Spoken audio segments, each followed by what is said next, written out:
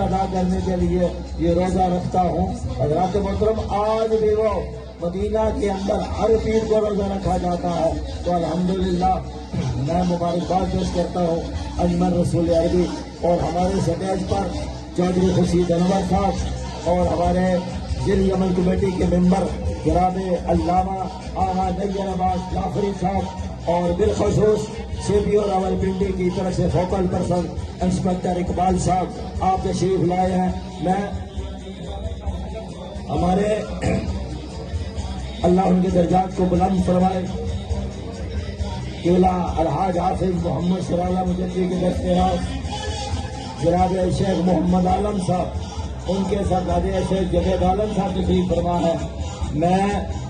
ان کو خراج عقیدت پیش کرتا ہوں کہ اپنے والد محترم اور قبلہ حافظ سرالہ مجدی صاحب اور غلام علی خان کے والد محترم یہ بنگش کالونی کی بنیاد رکھنے والے ہیں، اور الحمدللہ آج بنگش کالونی راولپنڈی شہر کا دل ہے۔ یہ کتنی خوبصورت گلدستہ اور یہ محفل اور یہ سٹیج اجمل رسول عربی سب سے پہلا چراغا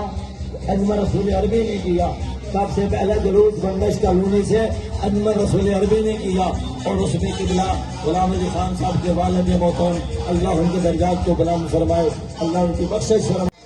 بنگش کالونی غلام علی خان صاحب ان کے والد محترم اللہ ان کے درجات کو بلند فرمائے، انہوں نے اس کا سنگ بنیاد رکھا، اور الحمدللہ آج یہاں اس مرکز کے اندر جلوس میں انہوں نے سجائی لگا کر ثنا خانوں کی حوصلہ افزائی فرمائی۔ میں ان کو مبارکباد پیش کرتا ہوں، ان کے ساتھ صاحبان کو اور عوامی تاریخ اور تاریخ مناظر قرآن اور سیرت ملاز کمیٹی کی طرف سے لازمی نشر و اشاعت ہے۔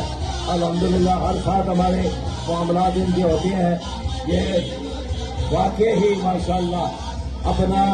لیڈر ہونے کا یہ ثبوت فراہم کرتے ہیں کہ جب بھی کوئی اس قسم کا ایشو ہو تو پیش ہوتے ہیں، اور آج سرکار کا میلاد جو سب پوری اس کائنات کے اندر منایا جا رہا ہے، اور صرف ہم نہیں مناتے، بیت اللہ کے اندر ہوتا ہے، مسجد نبی کے اندر ہوتا ہے، اور حضور ہر پیر کو روزہ رکھا کرتے تھے، اور صحابہ نے بھی رکھنا شروع کر دیا۔ جب حضور کو پتہ چلا تو پوچھا صحابہ تم روزہ کیوں رکھتے ہو؟ میرے کئی آقا نے فرمایا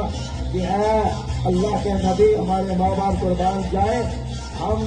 آپ کی سنت سمجھ کر رکھتے ہیں۔ حضور نے فرمایا صحابہ میں تو اللہ کا شکر ادا کرنے کے لیے، کیوں کہ اللہ نے مجھے اس دن کو پیدا فرمایا، تو میں اللہ کا شکر ادا کرنے